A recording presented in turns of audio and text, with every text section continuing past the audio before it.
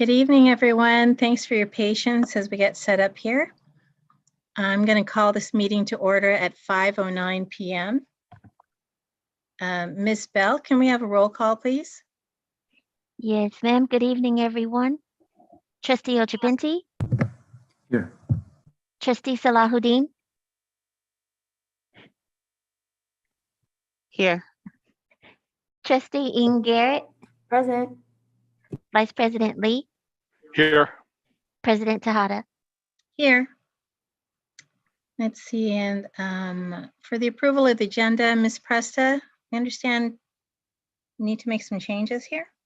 Yes, thank you, President Tejada. We have three consent items that I would like to pull out and just have them as action items. Okay, The first one is 4A2, the agreement and the contract, the grants and the MOUs regarding hybrid instruction, and the side letter agreement for the stipend payment. So 4A21 and 4A22.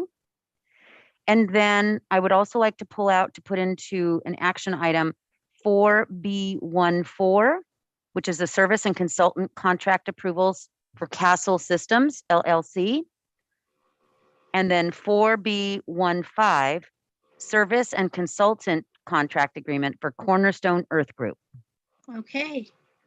So we'll go, so what I'm going to do is for the remaining consent agenda items, can I get a motion to approve the consent agenda? Move to approve as amended. Second? All in favor? Aye. Aye. Aye. Okay.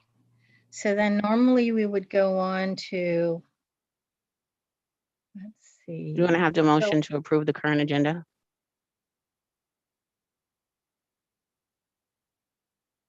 Yes, I'm sorry. That's okay. Get a motion to approve the agenda as amended. So moved. Second. All in favor? Aye. Aye. Aye. Thank you. Thank you. And let's see, so normally we would go to public comment, then discussion, then action. So do we have some public comment? Yes, we do. We have one speaker that would like to comment tonight. Okay, Just as a customary rule, the speaker will have 3 minutes to speak, and I will give you a 1-minute warning, a 30-second warning. and Is when this time is up. to the Oh, I'm sorry, is this on it? I'm sorry, so this is on an action item, correct?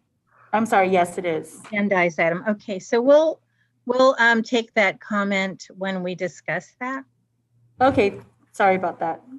Okay, so I'm sorry. So that is on which item? 4.8.2.1. That one. Okay, cool. All right. So we'll just go in order. I guess it would come now anyway. We go in order of the items that were pulled. So the public comment would come now. Before Okay, that. great. So I will go over the rules again. So there's a customary 3 minutes to speak. I will give a 1-minute warning, 30-second warning, and when time is up. So the first speaker that we have is Corinne Harteg.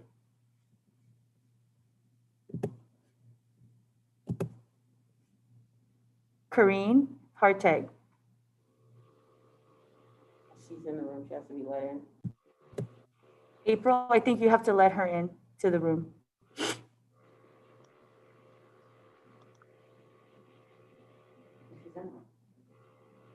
She's not in a. She has to be moved to panelist. Working on April? it. I'm working Okay, on it. perfect. One minute.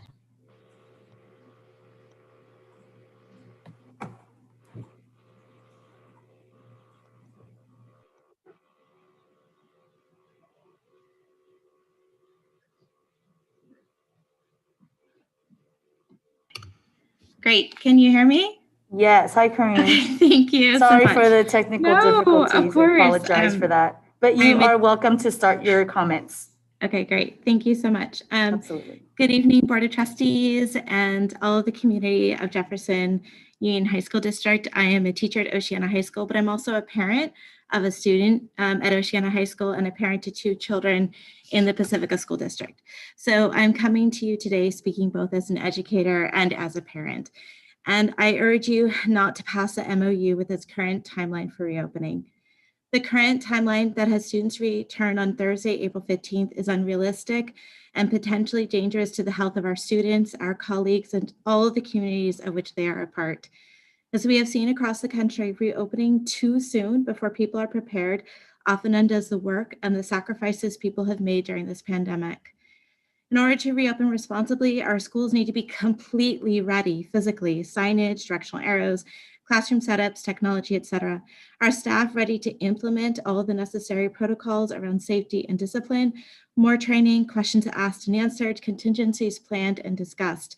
And our students trained to follow those protocols with training videos and hosted webinars. 2 days is simply not enough time to do all of these things well. Our schools are not ready, our students are not ready, and in this case, not being ready can mean the transmission of a potentially deadly disease. As educators, we are used to working improvisationally, but we must not improvise this. The timing of this implementation after spring break is particularly problematic. Teachers and families were notified the day before spring break began. We now have to upend plans for Monday and Tuesday to create asynchronous plans, which often take more, not less preparation. We all know educators often voluntarily work over breaks, but this cannot be demanded. All of this means that educators have less time to plan and prepare effectively for the arrival of students. In addition, many families will be traveling for spring break and gathering in larger groups, putting people at greater risk of transmission. It would be more prudent to wait an additional week before reopening school to lessen the likelihood of transmission. 1 My minute husband- warning. Thank you. My husband is a teacher in San Mateo Union High School District. Their district made the decision in February to reopen their schools to all grade levels on April 1st, and they have had small groups on campus all year. And yet, despite that experience and much more time to plan, they have faced some serious challenges with reopening. One of the most important lessons he has communicated is the importance of dress rehearsals and time to learn, communicate, and practice safety protocols. 30 seconds. Thank you. It is only through that practice that we can do better. Lastly, we would like you to consider the worst possible outcomes with the choice before you. If you delay the opening by a week, the worst outcome is we lose some money. If we rush to reopen and make mistakes, the worst possible outcome is that we transmit a potentially deadly disease. Please do not undo over a year of careful decision-making that has kept our community safe. We urge you again not to approve the MOU with the current timeline. Thank you for your time tonight. Thank you for your comments. We appreciate it. And that is all the public speakers we have for tonight. All right, thank you. So we have pulled item, the MOU and the side letters. So I'm going to open this up for discussion. Let's see. So I'm opening this up for discussion. Was there a concern? Mr. Ochapinti? I think it's important to discuss the issue just for the fact that we've come this far. I guess one, just appreciate everybody who's been involved in negotiations, and of course preparation for reopening our campuses, and of course appreciation for all of our everybody in the district, our students, faculty, staff, admin, parents, and community for trying to do their best to adjust this year, of course, and for those who are preparing to return sooner than later, to, of course, just acknowledge that this is no pressure, with everybody's comfort levels being different across a range, and hearing from, of course, educators in our district.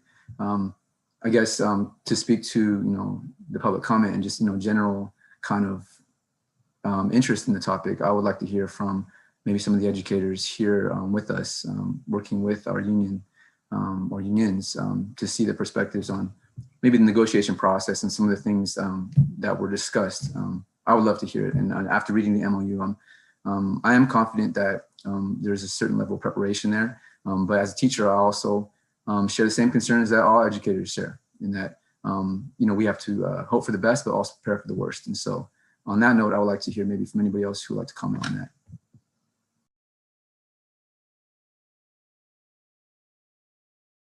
So I can't speak to the negotiation process in the room because I was not there.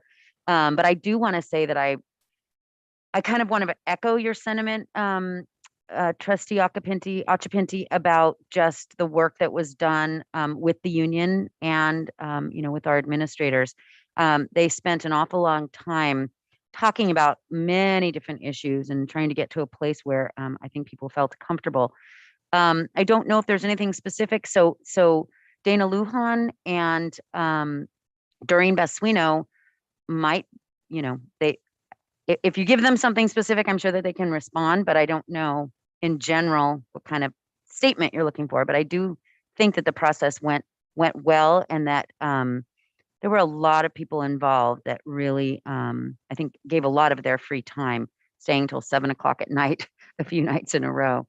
So if there's something specific that you would want to ask, I'm sure that they can respond, or I can. I was leaving it open in case anybody else wants to speak on Okay. it. It is a momentous kind of thing. We're returning to campus, right? This is obviously over a year, and I guess specifically, even just to redirect people, the MOU will be posted on our website. I haven't checked today, but I would redirect people to look at that, and any questions that they have, or any decision to, for example, if teachers wish to use their time off, they can use that, correct? If they have any accrued or still reserved sick leave or days off, and they have the option to use it. Thank you, Mr. Chapinti, for the questions today. In speaking in generalities, I will say that the negotiations process was highly collaborative, and a lot of very dedicated educators spent a lot of time really talking through and thinking through how do we respond and ensure that that we prioritize student and staff safety. In terms of accessing the MOU, it is not currently on the website at this time, but pending board approval, it would be accessible, and directing people to the website would be appropriate. And the leave provisions and COVID employee information is definitely on the website under the HR section. There's an active Google document that outlines anytime there's a change in leave provisions that are available to employees, the website is immediately updated. Thank you for that information. If there are no more questions or concerns. I have some. Okay.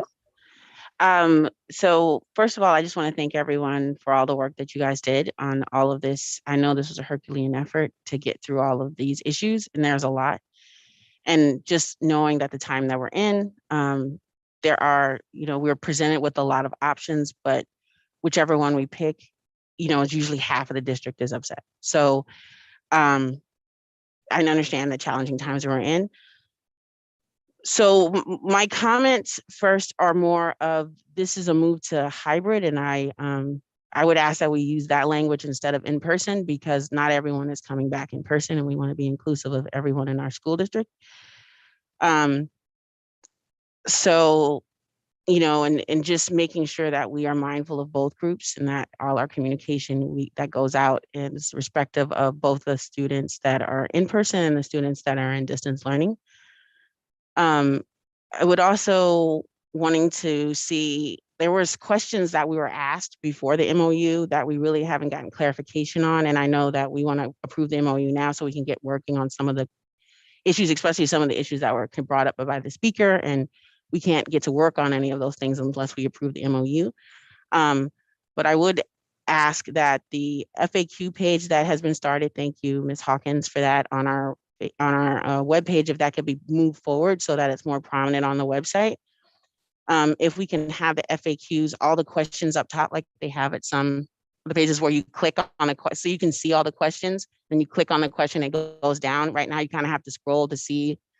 And then some of the questions that I had that I know we don't have to answer today, but it would be nice if we could get, and I emailed them to Ms. Presta, with transportation and how would transportation work?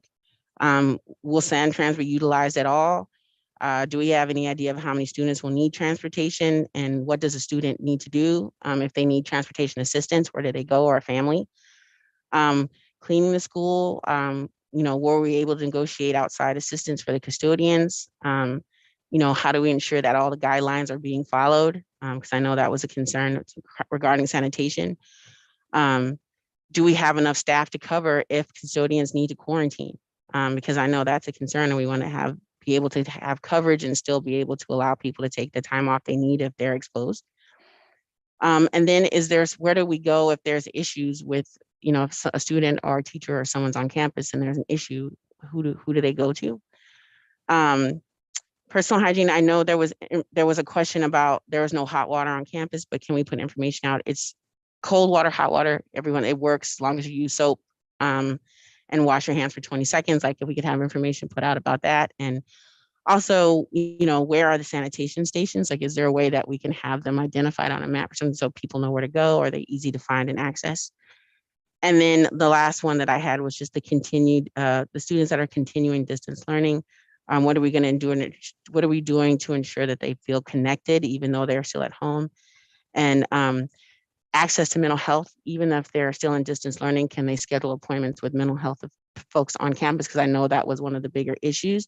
And if they do, what was the process of doing that? Those are the questions that I had just right now. And then this is an ongoing process. One of the things I want to say that when we do open up, we're opening up to 12% of the 50% of the students that wanted to come back, right? So it is a small percentage, and we will have time to observe and see what happens and come back to the board and make adjustments and changes as needed. And, safety is always my first commitment as a board member, and I continue to stay focused on that. And so I will be looking forward for district administration to come back with how we're going in the same way that we did.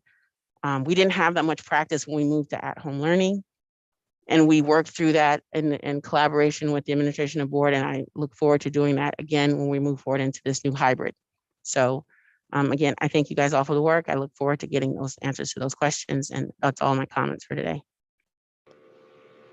Any other questions or comments? No? Okay. Really great questions to raise. I have a daughter at Jeff. She's a junior, and she wanted to continue in distance learning. She doesn't have any concerns about, the district keeping the school and Ms. Emmendorfer and anyone else keeping them safe. She's not concerned about contracting anything from a teacher. It's more about her comfort level being around other kids. Because, as she says, kids are huggy. They miss each other. We miss each other. She is someone who doesn't hug because of this. She used to, but now she doesn't. But she's very concerned about that. But she said, kids, when they're together, I just can't trust that they're going to stay spaced apart. I just don't feel comfortable being back in school, even though she really misses her friends. She misses all the activities. I mean, she was the rally commissioner, one of the rally commissioners, and she didn't get to do that this year. And next year, she'll be the vice president of Spirit. So she's going to make up for this year by making things fun her senior year. But of course, all of this is on my mind. I have a child who's in the district. So, and all our teachers, look after our children. So when they're concerned, I'm concerned. So I'm glad that we raise these questions. I know that the team that worked on this, the Return to School Committee, everyone who worked on the negotiations, it was a huge lift. And I know you put in a lot of hours and you're thinking of the best for all of us. And I am trusting everyone with my daughter's life and her future. And I do trust highly the work that's been done. So if there are no more questions or comments, can we have a motion? Motion to approve the hybrid instruction COVID-19 pandemic spring MOU. Second. All in favor? Aye. Aye. And for the side letter of agreement, item 4A22. Motion to approve the side letter of agreement. Second. All in favor? Aye. Aye. All right. So now we're going to go to item 4B14, which is the service and consultant contract for Castle Systems LLC. I guess, Ms. Van Raphorst, we just want to do an overview of that, and then if board members have any questions. Sure, thank you.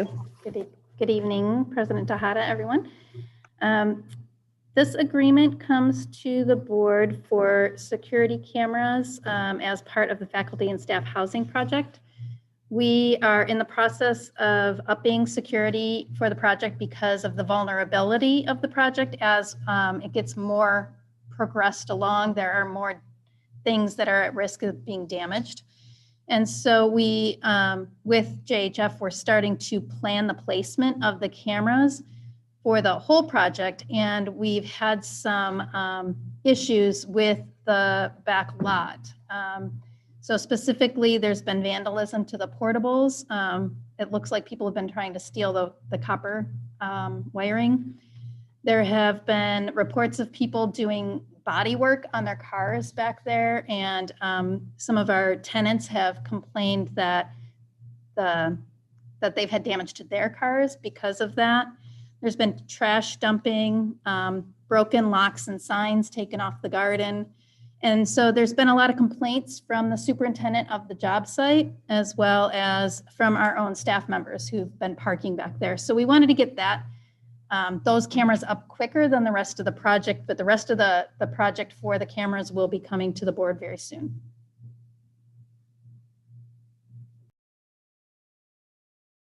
Any questions for Ms. Van Raphorst?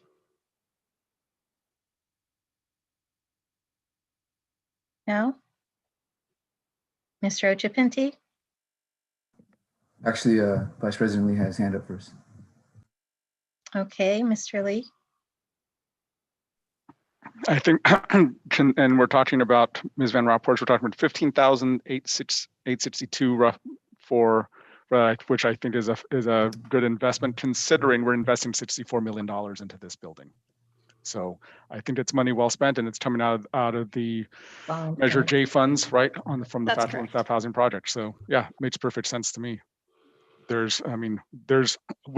know the type of things that are going into the building, both in terms of the materials itself, as well as eventually the finished materials, which many of us had a chance to help select. So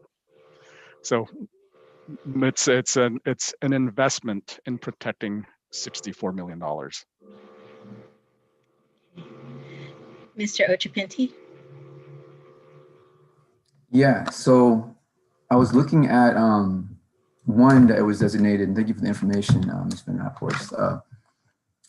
The faculty staff housing project is located on the other side of the building. So looking at the back lot, I was trying to figure out what the back lot had anything to do with the faculty and staff housing project. Seeing that there's what our preschool Head Start, right, is right there in between. So if there's a camera facing in the opposite direction of the faculty staff housing project, and that project is facing the street side, my primary concern for this project and the safety of our workers in the site would be a camera facing the actual site. That's first. In the contract, it shows of course, the scope of the picture. If the diagram is accurate, it shows the scope of the lens of that camera, which we're supposed to install, or I guess our contractors will be facing a lot. I understand, given the concerns that were stated, I've seen a few things. I was just there last week. There's a portable that's really run down. There are some really actual like health OSHA type concerns there around that. I did actually see some copper wiring there, and there's like a metal box hanging from the roof of one of those portables. There's just common safety and health, like those are dangerous things around anybody on a district site. But those are my first concerns. Secondly, if we're looking at attaching these things to our building, then we need to make sure that our buildings are situated in a way that's safe to begin with. So I would like those things addressed first, to be honest. A couple of things too is I noticed we have a contract with surveillance cameras that we actually authorized about a couple of years ago. It's to the tune of almost $400,000, which we made a resolution prior, just around the same time, to make sure that it was being used at all of our district sites. So I would like to look into that first before approving the second contract. If we're already paying a contractor $393,000, I think it's EYEP, then we should be looking at them to provide those services first, because we already have them on contract. Whatever the update is with their contract, I'd like to hear if there's something new, because I haven't seen anything new since. I do have a couple other concerns about it. But yeah, I mean, privacy concerns too, if we have a head start there, you know, in terms of how we're using cameras in that area, we should be consulting people in the area, including Shasta. We have students at a high school nearby, how they're, you know, interacting in that area, you know, have they been notified? And I mean, those are my primary concerns.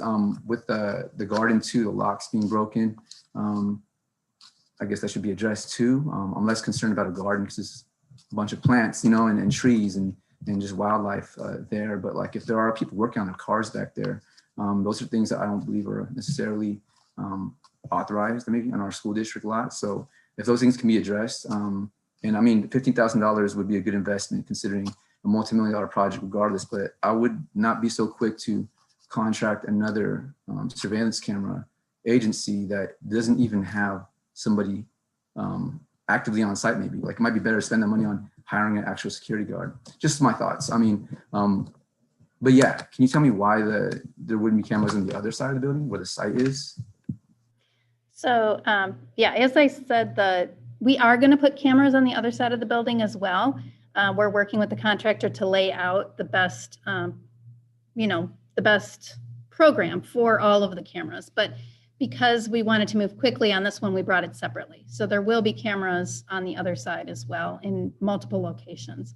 The reason we wanted to move on this one so quickly is because of the problems we've had, and the reason that we decided to position it where it's shown in that, because it would capture everyone coming on to the site. So if there was some damage or some issue at the entrance to the project, we would be able to see the people coming and going. As far as the other camera project, the surveillance that we have at the school sites, those are a completely different kind of camera.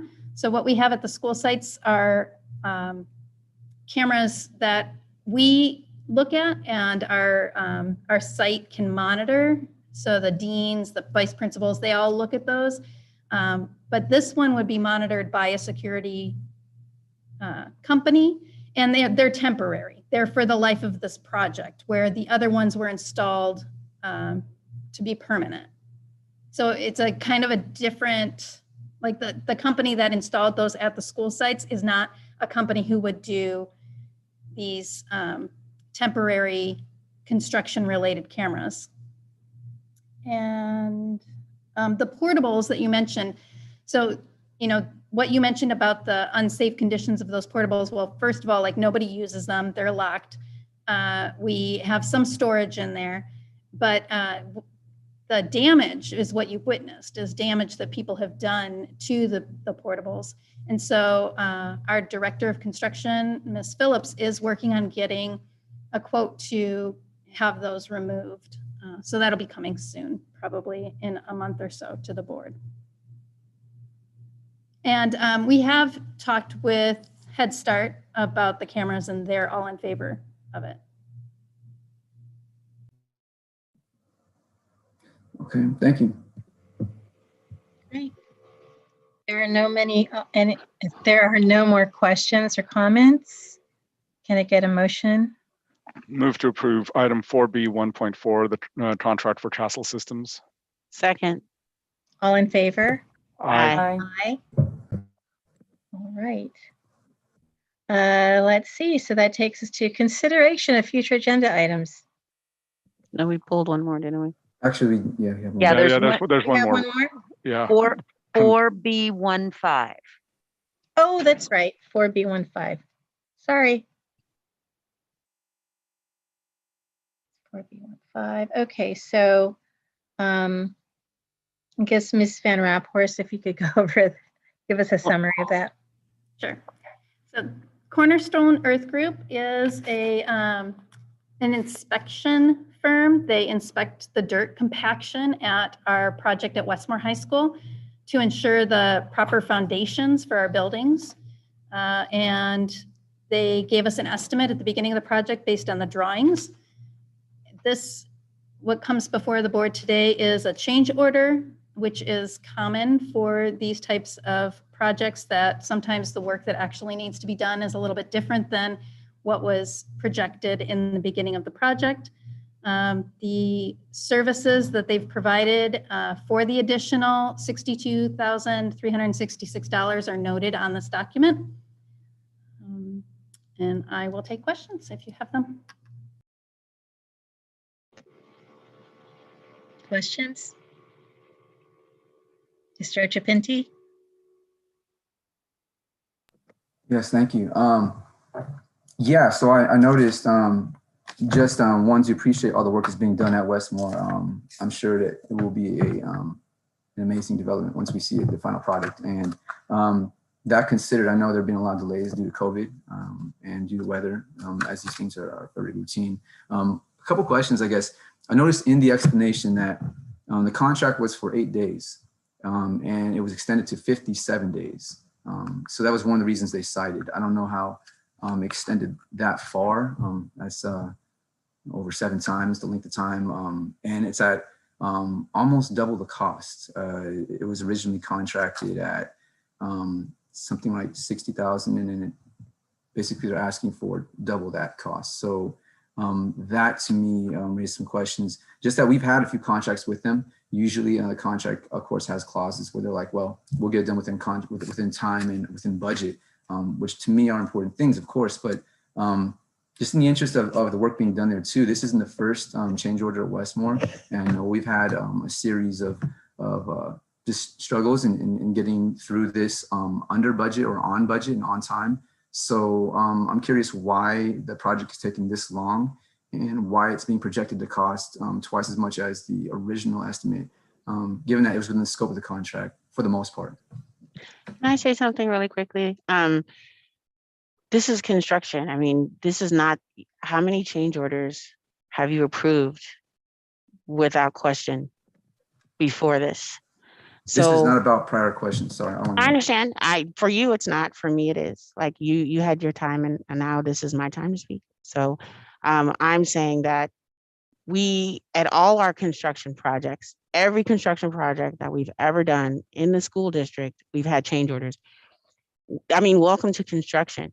You know, so even in the best of times, and Trustee Lee can also speak to this, in the best of times on construction, it's a guesstimate on what is going to need to be done. But when you get in there and start doing the work, lots of things can happen, which is why there's such a thing as a change order in the first place. In my experience working as a board member with Habitat for Humanity for, over 5 years, and then in my, 15 years working as a volunteer with Habitat for Humanity, there hasn't been a project that hasn't required a change order. Because again, the initial proposal is a guesstimate. It's quite different when you go in and start to do the work. And on top of that, there was not just COVID, there was also fire, weather, it was all kinds of different things. So, I understand being fiscally cautious of regards to money, but I think the framing of the questions and how we go about this, we just need to be careful that we're not making it seem like things improper things are not happening when it's really just par for the course.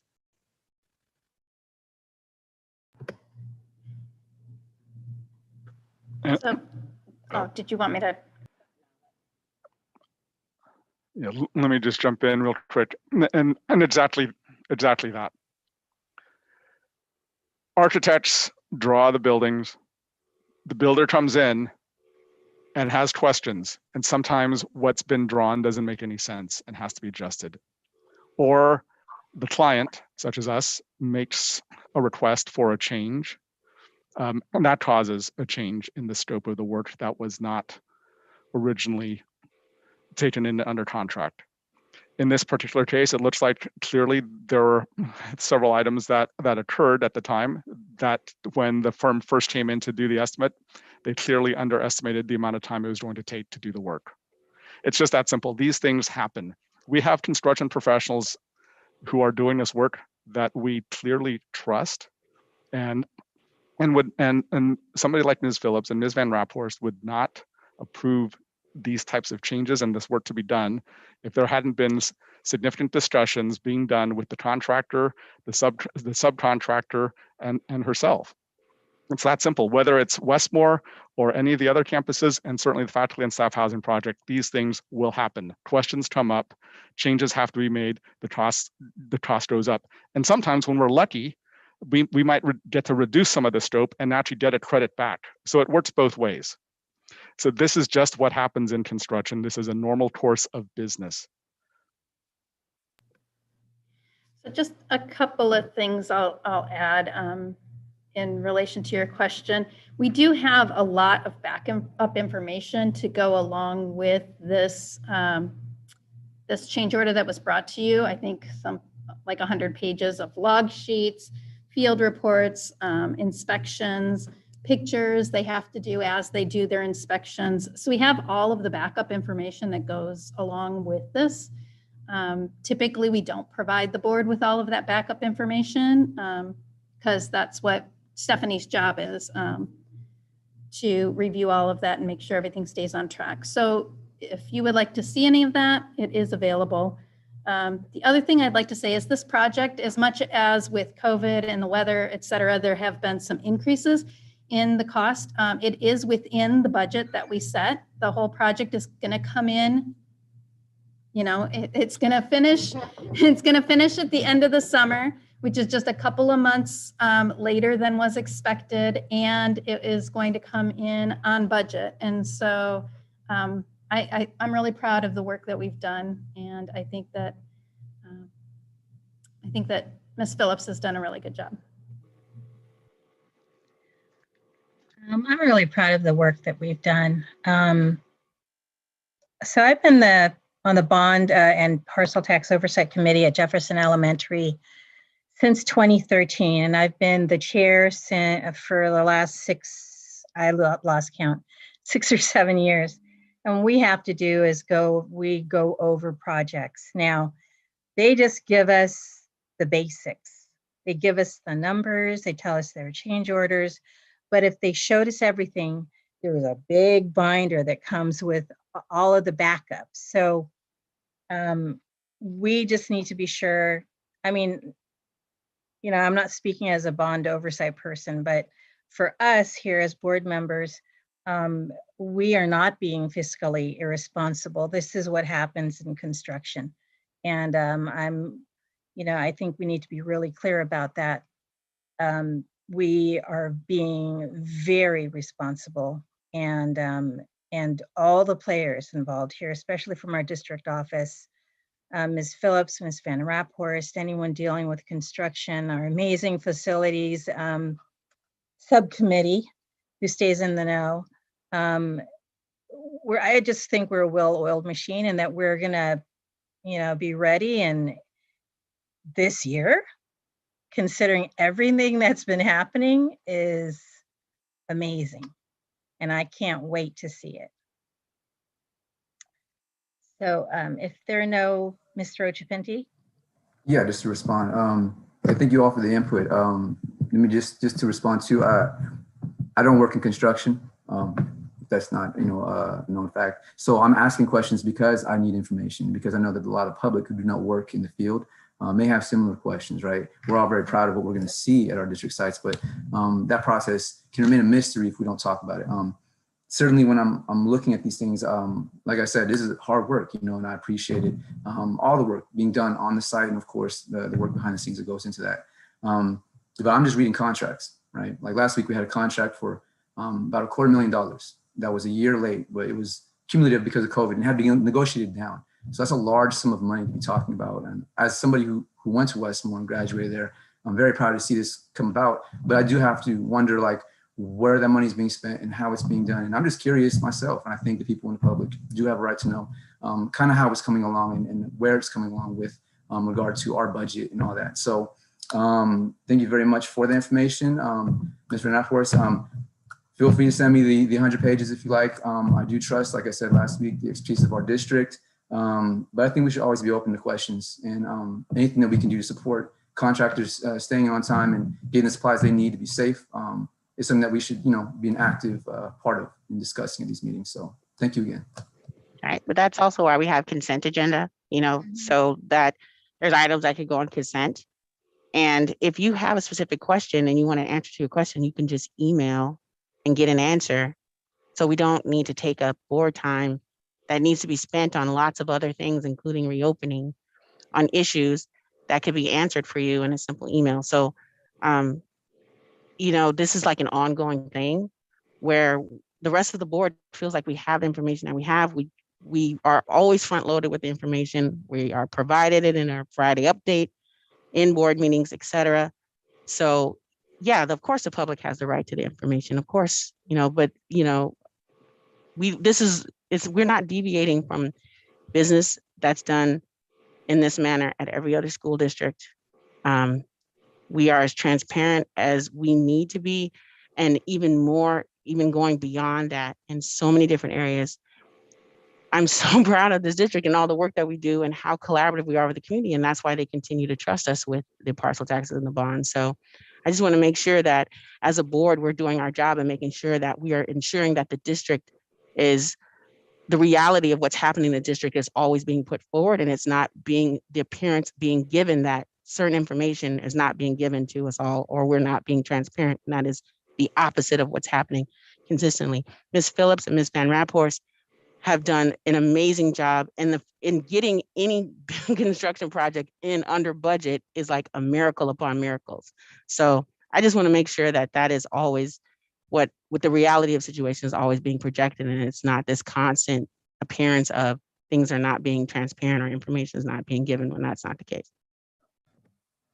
Yeah, just to respond to that, that's not what I was asking. I don't know what your issue is with what I'm bringing up, but I mean, those are issues that I did bring up. Actually, I did email about this, and I have made comments, and actually even for future agenda items about returning to school. So I've been very much ahead as I am a teacher as well. So these things are very close to heart to me. But thank you for raising your concerns.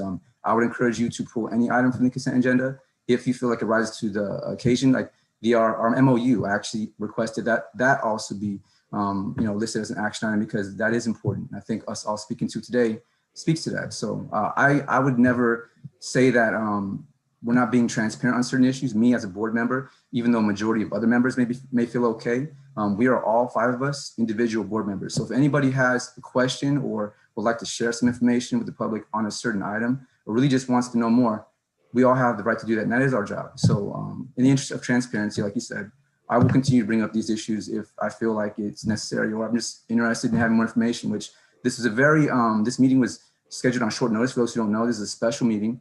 The agenda was approved on a Friday with maybe a couple hours of room to ask any questions. So I did email in advance for our discussion last week. And so I appreciate the quick turnaround on that and our discussion today and at the meeting. Thank you.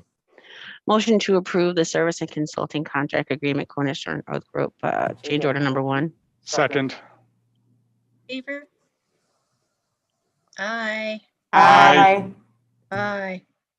Let's see. Consideration of future agenda items. So I had talked to Ms. Presta. I know at our next meeting is 4/20 to see if we could just have a broader discussion about the return to school plans, and just to have a deeper discussion about different items Okay. that are coming up. So, and I know we have COVID-19 as an ongoing, but I think it's better to have it as agenda item so it's not at the top of the meeting. Yes. Yeah, That's I all. agree. Okay, Cool. All right. So if there are no other agenda items, can we get a Nick has motion? his to- hand up. Actually, Yes. Thank you. Yeah, for future agenda items, just a question, where we are on the governance calendar. I know obviously it's an unusual year, and we're having our study about the LCAP soon. Just to kind of build on what Trustee Sullivan was saying, I would also like to see, as we return to campus, what our discussions, maybe an update on the race and equity work we're doing, ethnic studies.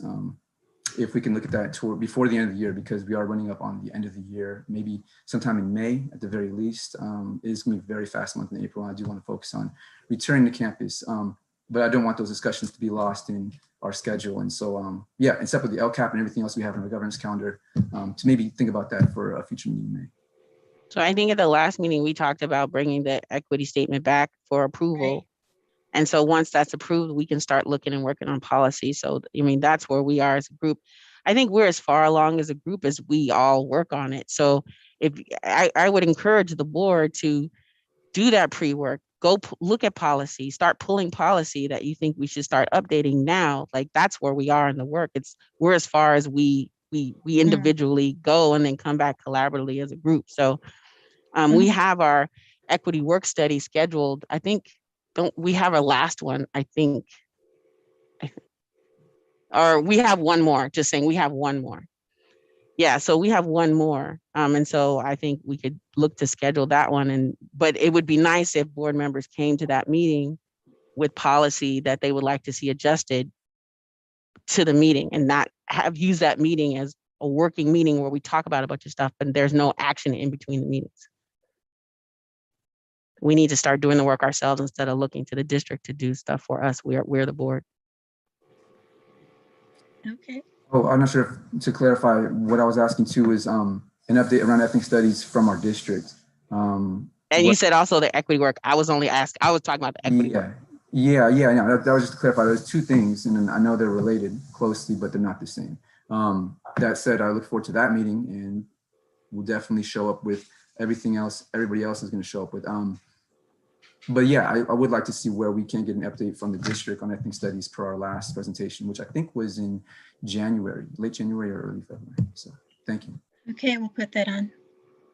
If there's nothing else, Move to adjourn. Second. all in favor?